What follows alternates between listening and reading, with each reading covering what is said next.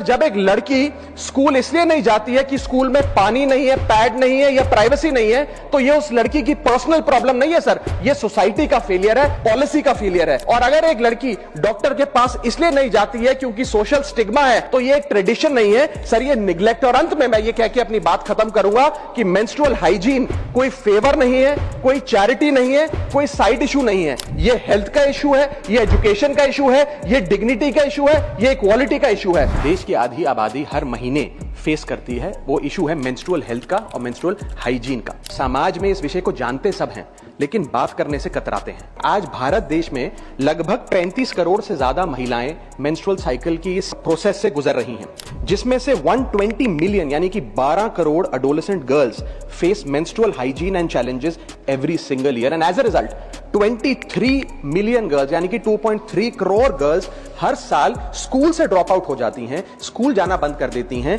क्योंकि वहां inadequate menstrual health facilities हैं।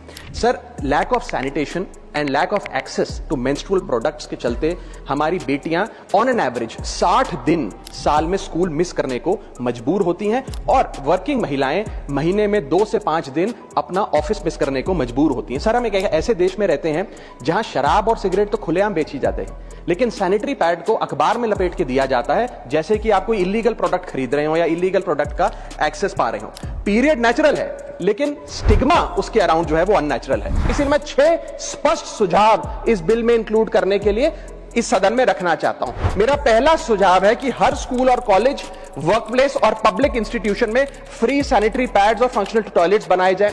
दूसरा, schools, anganwadi centre, public health care centre और आशा नेटवर्क्स के जरिए अफोर्डेबल या फ्री मेंस्ट्रुअल प्रोडक्ट्स घर घर में पहुंचाए जाएं।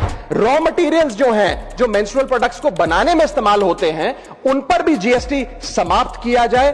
और मेंस्ट्रुअल हेल्थ की एजुकेशन की जब बात होती है स्कूलों में, तो सिर्फ महिलाओं को नहीं, बॉयज को भी इस करिकुलम में शामिल करना चाहिए, because boys are rarely included in menstrual health education. और शायद समाज के साइलेंस का एक बहुत बड़ा कारण यह है कि लड़कों को, स्कूल जाने वाले बॉयज को मेंस्ट्रुअल हेल्थ की साइंस से दूर रखा जाता है। पांचवा सुझाव, मेंस्ट्रुअल वेस्ट मैनेजमेंट के लिए नेशनल फ्रेमवर्क बनाया जाए ताकि सेफ और इन्वायरमेंटली रिस्पॉन्सिबल डिस्पोजेबल सिस्टम्स हो। और छठा और आखिरी सुझाव, डिस्ट्रिक्ट लेवल एनुअल मॉनिटरिंग हो मेंस्ट्रुअल इंफ्रास्ट्रक्चर की और इसकी पब्लिक रिपोर्टिंग का मैकेनिज्म बने। Women do not need our sympathy, sir. Women need equality. Women do not need silence. Women need dignity. And women do not need tokenism. Women need rights. Thank you.